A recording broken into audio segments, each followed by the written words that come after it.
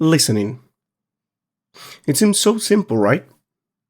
We do it every day, every minute, in every conversation. Yet, when it comes to teaching languages, listening is perhaps one of the most underestimated, misunderstood, and often mishandled skills in a classroom. Teachers often rush to treat listening activities as warm ups or mere check the box exercises, rather than central pillars of language development. And students often feel that listening is one of the hardest skills to improve. They'll tell you, I can read, I can write, I can speak, but when someone speaks fast, I just get lost. So, today we're going to unpack what it really means to design effective listening activities.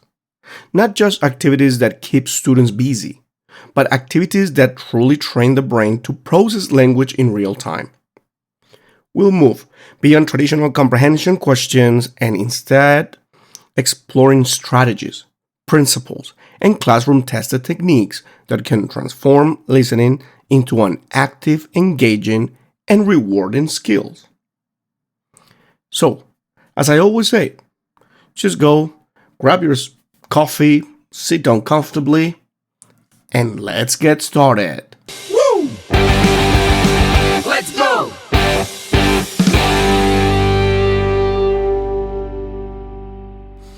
Let's start by asking, what does it actually mean to listen in another language? Listening isn't passive. It's not just about hearing sounds and recognizing words. It's an incredibly complex cognitive process. When we listen, our brains are decoding sounds, matching them with known vocabulary, recognizing grammar structures, interpreting tone, identifying the speaker's intention, predicting what might come next, and all of these while holding chunks of information in working memory. In other words, listening is thinking. And here's where many listening activities fail. They test comprehension, but they don't teach listening. Think about the classic approach. Play an audio track, ask a few multiple choice questions, check answers. Alright, remember that? That's testing, not teaching.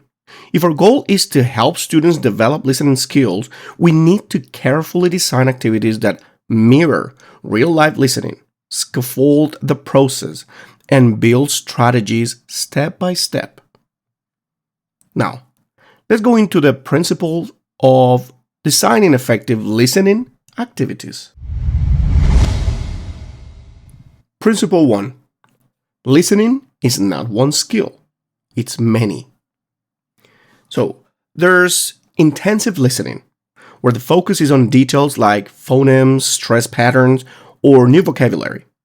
And there's extensive listening, where learners expose themselves to large amounts of language to build familiarity, rhythm, and intuition.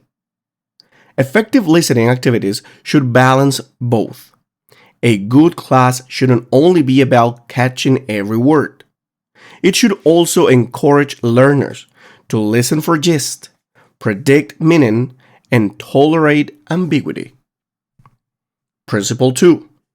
Pre-listening matters more than you think. Too many teachers underestimate the power of preparation. Imagine you're about to watch a movie in a foreign language. Knowing the context, the setting, the main characters, or even a few keywords makes the experience far less intimidating. Pre-listening activities prime the brain. They can include predicting what the audio will be about from a title or picture, brainstorming vocabulary, or even just asking students, what do you expect to hear? This isn't giving away the answer. It's giving students a roadmap. Principle 3. Listening should be interactive. In real life, we don't sit silently and answer multiple choice questions after someone talks to us, right? We clarify, we ask questions, we respond. So why not bring that interactivity into the classroom? And after listening, learners can role play as if they were in the situation. They can reconstruct a dialogue, summarize to a partner, or debate what they heard. This way, listening becomes the starting point for communication, not the end. Principle 4. Focus on process, not product. When students get frustrated with listening, it's often because they feel they either got it or didn't get it. We need to shift that mindset. Effective listening activities highlight the process of listening, noticing keywords, inferring meaning, recognizing emotions, or identifying many ideas even when details are lost. Teachers can model this by thinking aloud. I didn't understand every word, but I caught airport, delay, and boarding pass. So I can guess they're talking about a flight. That's teaching strategy, not just content. Now, let's talk about the stages of listening activity and how to design each effectively. First one, pre-listening. This is where we activate background knowledge, introduce context, and set a purpose. For example, before playing a recording of a job interview, we might ask students, what questions do employers usually ask? How do people usually respond? These activities schema and primes them to recognize patterns in the audio. Second, while listening. Here, the focus should not be on catching everything but on specific, achievable tasks. The key is scaffolding. First, students might listen for the gist. Is this conversation formal or informal? Then, a second listen for key details. What time is mentioned? What problem are they discussing? Each listen builds on the last, encouraging deeper engagement. Third, post-listening. This is where listening moves into communication. Students can reconstruct the dialogue, role-play what happens next, or even debate the opinions they heard. For example, after listening to a podcast segment on social media, students could discuss, do you agree with the speaker's view? Why or why not?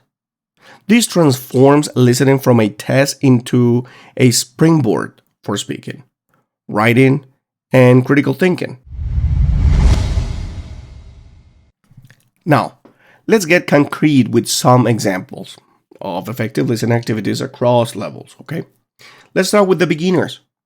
Use short, clear audio clips like weather reports, simple conversations, or songs with repetitive lyrics. Pre-listening by teaching key vocabulary. During listening, ask for gist. Is the weather good or bad? Before going to details, what temperature did they say? And post-listening by asking students to make their own short weather report. Let's continue with the intermediate learners. Play authentic but manageable content. TV clips, YouTube vlogs, or radio segments. Pre-listen with prediction activities. What do you think this video is about? Judging by the title?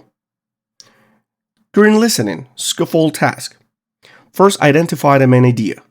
Then listen or list 3 supporting details. Post-listening activity with group tasks like reconstructing the argument or giving an opinion. Now, advanced learners. Engage with longer and simplify material. Here's one. TED Talks, academic lectures, debates. Pre-listen. With critical questions, of course, what perspective might the speaker take? During listening, train note-taking and summarizing. Post-listening, go deeper.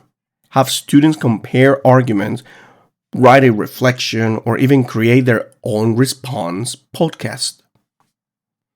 One of the most powerful techniques in designing listening activities is layering. That means designing multiple passes over the same audio, each with a different focus. For example, the first listen is for gist, the second for key details, the third for vocabulary or grammar patterns. This reduces anxiety and builds confidence. Students realize they don't have to understand everything at once. Another overlooked aspect is listening subskills. Teachers should target specific skills like recognizing discourse, markers.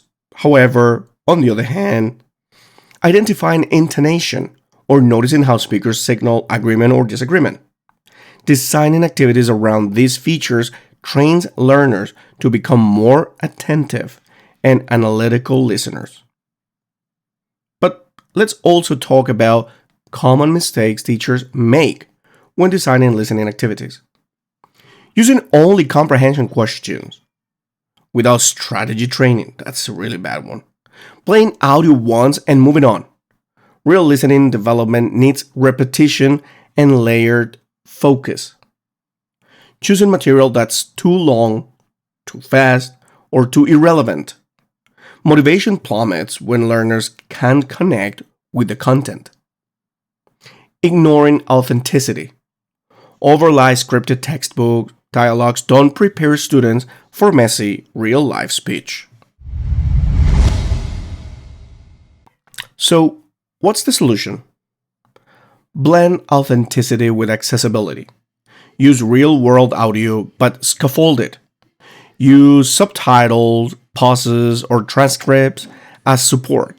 Then gradually remove them. Think of it as training wheels.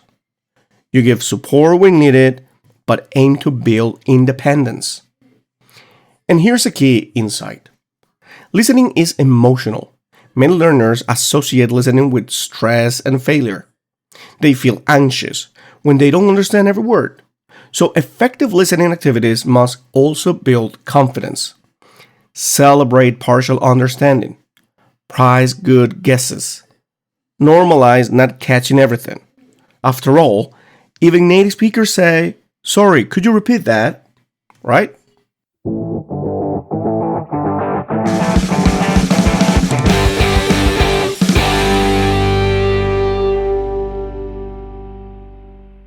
And to wrap this episode together, let's zoom out.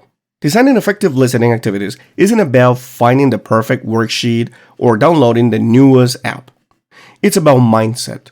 It's about treating listening as a skill that can be taught, trained, and enjoyed, not just tested.